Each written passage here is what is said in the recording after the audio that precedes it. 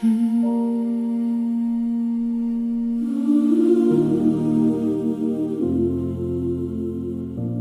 thumb finds the grain of the first cedar bead, where the wood meets the silver of a hanging cross, and the world begins to dissolve into the cadence of a singular breath. This is the architecture of the unsaid, a cathedral built of repetition, where 12 voices rise like pillars of smoke from an altar of silence. It starts in the hollow of the palm, a tactile geography of grace that maps the distance between the finite heart and the infinite sky. We begin not with words, but with the weight of the stream, a tether to the shore for those who are about to drown in the sapphire depths of contemplation. The first hymn is the scent of the crushed lily in the dawn of an empty room, a vibration of fiat that trembles through the marrow of history. It is the sound of an angel's wing brushing against the limestone of Nazareth, a gold-threaded melody that promises nothing but the beautiful burden of a God made small. Here, the prayer is a cool spring, a draught of peace for the scorched throat of the wanderer. We walk the hills of Judea with a secret folded in the womb, feeling the quickening of a promise that outshines the sun. The rhythm of the walking is the rhythm of the beats, a steady thrumming of sandals on dust, a steady thrumming of blood in the temple of the Spirit.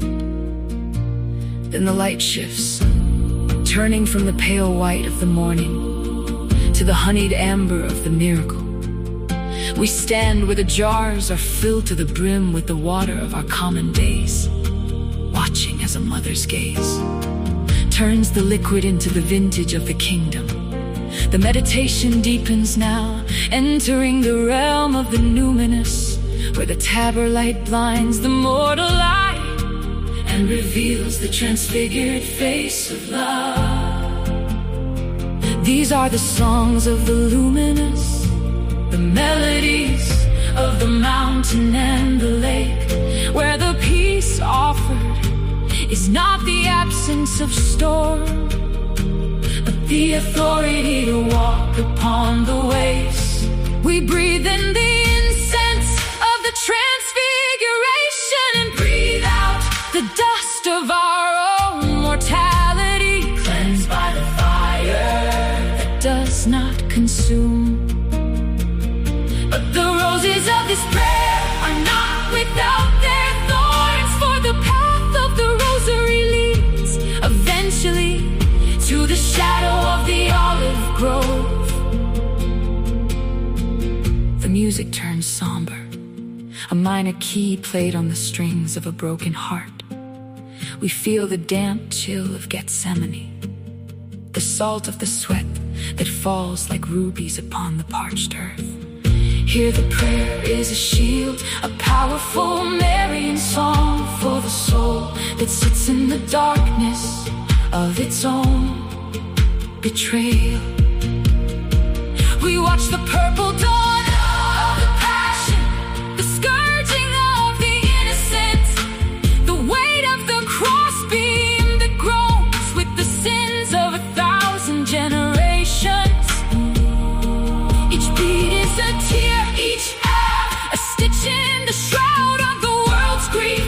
We stand at the foot of the wood, silent in the presence of the Mater Dolorosa, learning that the deepest peace is found in the surrender to the absolute mystery of sacrifice. Yet the circle does not end in the tomb, for the 12th hymn is a triumphant shattering of the ossified gates of death. The air is suddenly thick with the perfume of the resurrection, a golden vapor that rises from the empty linen. The meditation ascends now, soaring on the wings of the Assumption, following the trail of sapphire and pearl, as the Queen is lifted into the heart of the Trinity. The music is a celestial polyphony of 12 stars that crown the head of the woman, clothed with the sun. It is the peace of the final arrival, the meditation of the soul that has finally found its home in the everlasting garden.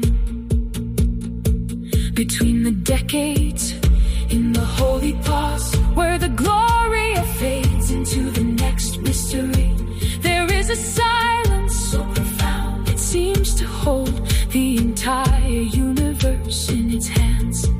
This is the core of the rosary, the center of the rose where the petals meet.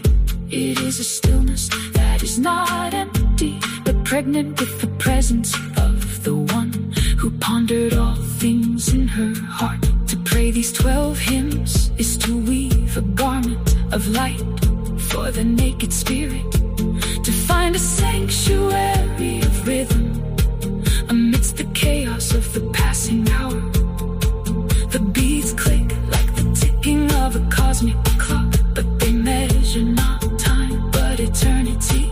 They are the ladder of the humble, the weapon of the peaceful, and the song of the transitated, who knows that every breath is a gift and every amen is a return to the source of all love.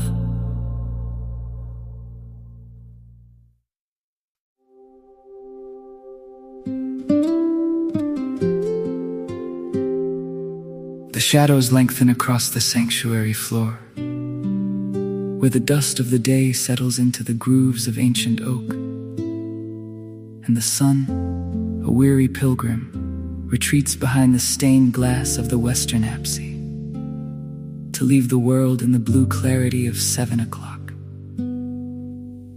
This is the hour of the final gathering, the Sunday evening pulse where the silence of the Sabbath deepens into a profound expectancy, a threshold between the rest of the holy day and the labor of the coming dawn.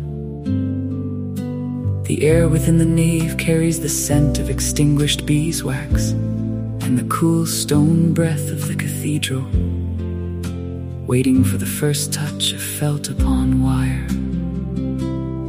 the first shivering vibration of the piano strings that will tether our earthly sighs to the celestial throne. Under the vaulted ceiling, the Christ the King choir stands in a phalanx of devotion, their white robes catching the flickering amber of the votive candles. Their hearts beat in a synchronized rhythm of anticipation for the sovereign who claims no worldly border but rules the limitless geography of the human soul. Now the pianist's hands descend like gentle rain upon the ivory keys, a cascade of arpeggios that climb the staves of the atmosphere, weaving a tapestry of sound that is both a mourning for the world's sorrows and a triumph for the King's eternal victory. Each note is a bead upon a rosary of melody, a liquid architecture that rises towards the rafters to meet the descending grace of the Spirit. There is a gravity in the resonance of the bass notes, a firmament of mahogany and steel that provides a foundation for the soaring aspirations of the tenors and the crystalline purity of the sopranos.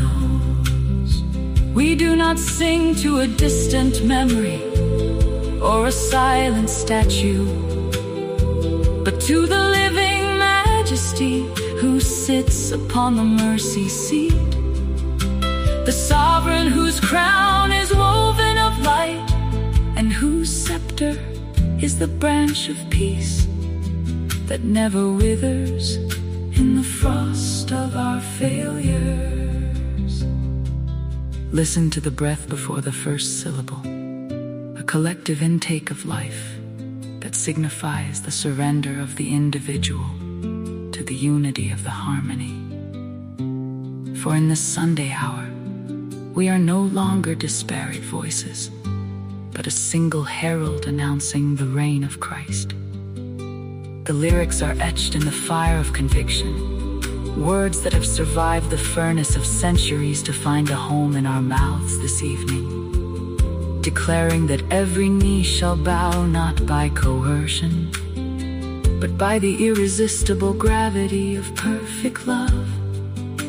To Jesus Christ, our sovereign King, we offer the incense of our praising, the crescendo of our adoration that swells like a tide against the shores of the temporal world, washing away the grit of the secular week and baptizing the air with the holiness of His name.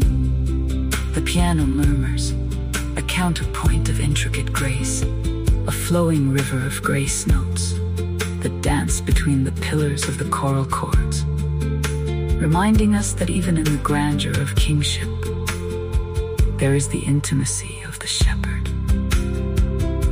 The light outside has vanished now, leaving only the interior glow of the 7 p.m. service, a sanctuary of sound against the encroaching dark of the world's unrest.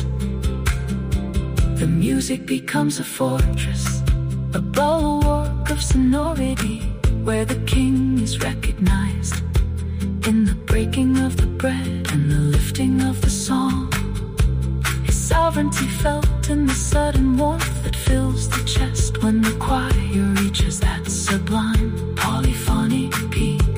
We navigate the modulations of the anthem, as if traversing the varied landscapes of His kingdom, through the valleys of minor key contrition and up to the sun-drenched summits of major key exaltation. There is no crown of gold here that can match the radiance of a soul in tune with its creator, no velvet robe as rich as the texture of a hallelujah whispered in the stillness of a Sunday night. As the final movement approaches, the piano finds a new intensity, the hammers striking with the authority of a proclamation, a rhythmic heraldry that demands the attention of the stars. The choir responds with a fortissimo that seems to expand the very walls of the church, a wall of sound that is both a shield and a carrying our petitions and our praises into the heart of the eternal. It is the sovereign King who gathers these fragments of melody and makes them whole, who takes our stuttering attempts at holiness and transforms them into a masterpiece of redemptive art.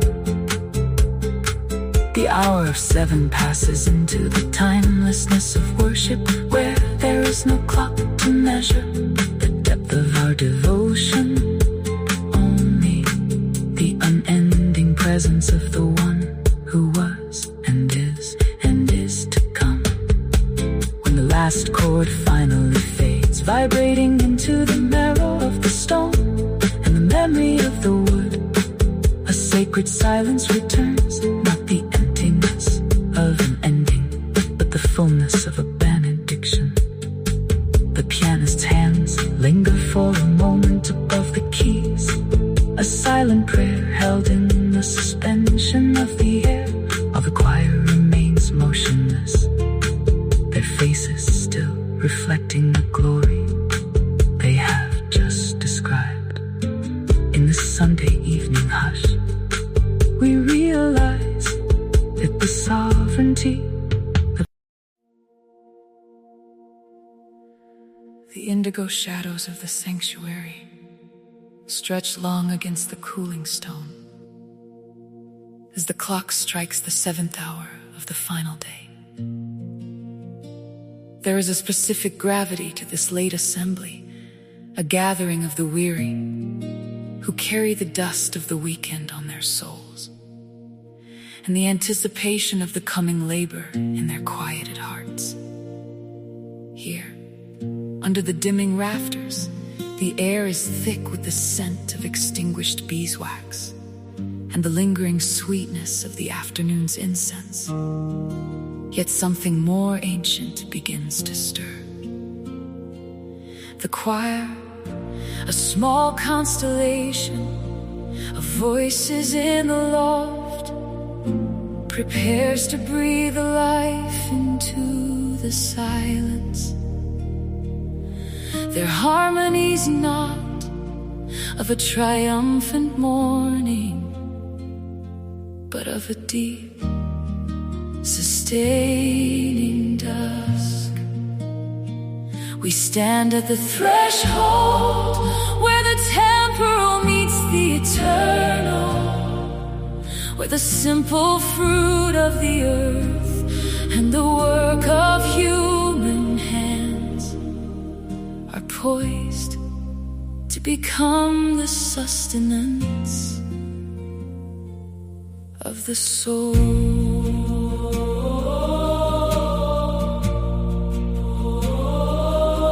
Listen to the rustle of the grain in the wind of the Judean hills, a sound transposed into the soft shuffling of feet moving toward the center aisle. This is the threshed gold of the field, ground between the heavy stones of our shared burdens, moistened by the tears of our collective longing, and fired in the kiln of a love that refuses to remain distant. The lyrics of Cooney rise like a slow burning flame, reminding us that we do not merely come to observe a miracle, but to be consumed by one. I myself am the bread of life, the melody insists, not as a static relic behind glass, but as a living pulse, a brokenness that heals, a poverty that enriches the beggar and the king alike. The 7 p.m. choir understands the nuance of the minor key, the way the harmony leans into the dissonance of our daily lives, before resolving into a grace that feels like coming home. In this bread, there is the memory of the Passover moon and the shadow of the cross, yet it is flavored with the hope of an empty tomb. It is the food for the journey through the wilderness of the modern street, the calories of the spirit needed to survive the indifference of the world. As the cup is raised, it reflects the amber glow of the vigil lamps, a reservoir of mercy for the parched throat. We are invited to a table that knows no borders, a feast where the currency is faith and the only requirement is hunger.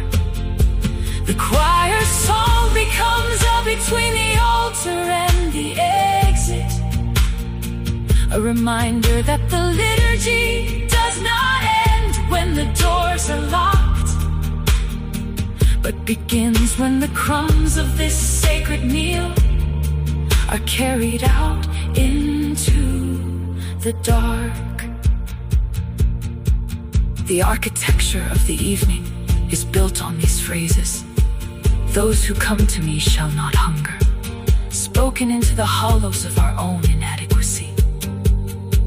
We are a people of the twilight, seeking the light that does not fail as the sun departs. The bread is passed, the wine is shared, and in the intimacy of this 7 p.m. communion, the distinction between the giver and the gift begins to blur. We become the body we receive. We become the life we celebrate. The music swells not in a roar of pride, but in a tidal wave of surrender, washing over the pews and the stained glass, soaking into the very marrow of those who kneel. It is a radical hospitality, an invitation to lose oneself in the breaking, and to find oneself in the gathering. As the final notes of the hymn drift toward the vaulted ceiling, lingering like a benediction before dissolving into the night air, we are left with the taste of heaven on our tongues and the strength of the word in our stride. The choir descends, their folders closed, their mission accomplished in the quiet transformation of the room. The Sunday night silence returns, but it is no longer empty. It is pregnant with the grace of the bread of life. We walk out into the cooling city, under the stars that witness our smallness, bearing within us the fire that was kindled at the altar. The week ahead may be long, and the challenges may be many, but the resonance of the 7 p.m. choir remains a rhythmic heartbeat of hope, a persistent echo of the promise that we shall never walk alone, fed by the hand of the one who is both the host and the meal.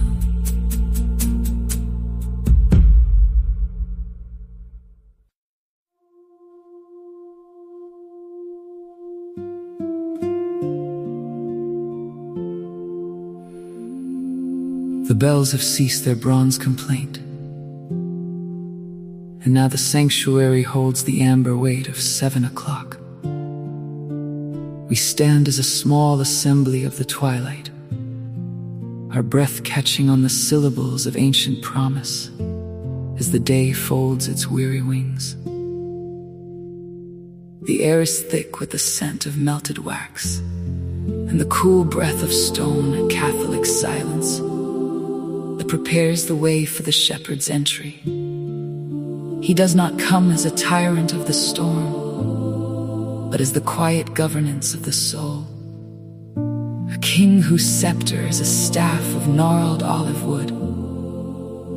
In this hour, the frantic pulse of the world slows to the rhythm of the cantor's lead, and we recognize that to be ruled by him is to finally be free from the anarchy of our own desires. His sovereignty is the gravity that keeps our wandering hearts from drifting into the void, a divine magnetism that pulls the stray back to the warmth of the communal fold.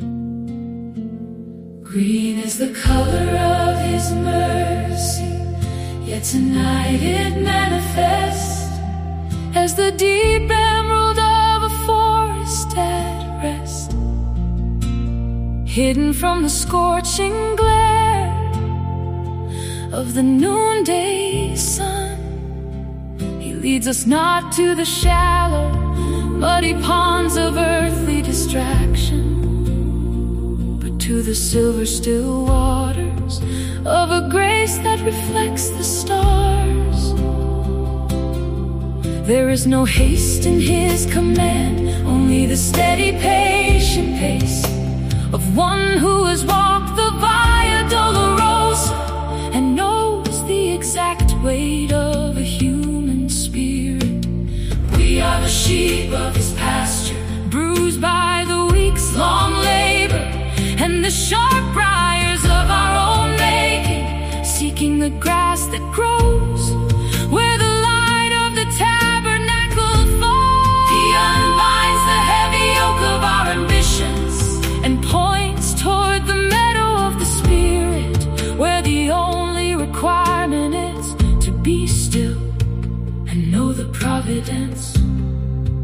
of the one who names us. Even as the shadows lengthen across the nave, stretching like long dark fingers toward the high altar, we do not falter at the onset of the night. The valley of the shadow is no longer a place of terror, but a between the days fatigue and the eternal dawn. His rod is the strength of the cross, a vertical truth in a horizontal world. His staff is the whisper of the Spirit in the ear of the frightened, a gentle hook that pulls us back from the precipice of despair. When the world screams its chaos, and the wolves of anxiety howl at the doors of our mind, His voice remains the velvet gravity that keeps us grounded. I shall not want for vanity, or the hollow gold of the city, for the shepherd provides the bread of life that suffices for the journey through the deepest gloom. A table is spread before us in the sight of every ghost that haunts our history, a liturgical feast prepared by the hands that were pierced for our sake.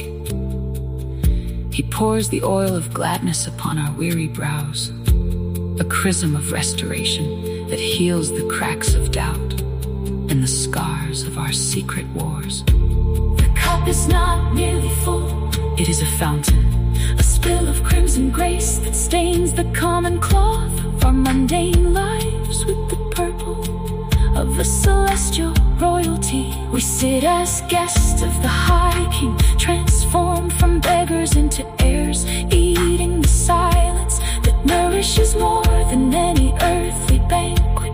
The enemies of our peace, shame, regret, and the fear of the end, stand back in the shadows, blinded by the radiance of this holy hospitality and the unbreakable rule of the Shepherd King. Surely, goodness and mercy shall follow us, not as passive observers, but as persistent hunters of our hearts, chasing us through the gray streets of Monday in the trials of the midweek sun. They are the twin hounds of heaven, relentless in their pursuit, until we return to the house where the incense never fades. At 7 o'clock on this idle Sunday, the cycle of the week finds its holy resolution, and we find ourselves tucked within the thick wool of the shepherd's cloak. We shall dwell in the house of the Lord, not as transient visitors or strangers at the gate, but as the very stones of the temple, forever held in the loving gaze of the one who rules our life with a devotion that will never let us go. The choir's final note ascends into the rafters, leaving us anchored in the peace of a kingdom that has no end.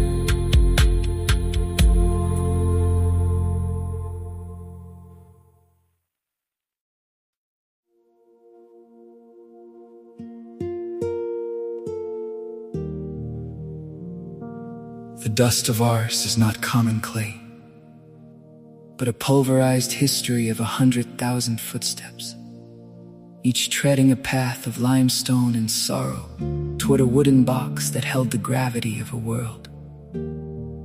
He sat there, while the sun rose in a pale sliver over the French fields and remained, until the stars grew weary of watching the earth, a sentinel of the violet stole whose only weapon was a whisper. It was not the grandeur of cathedrals that summoned the desperate, nor the ringing of silver bells,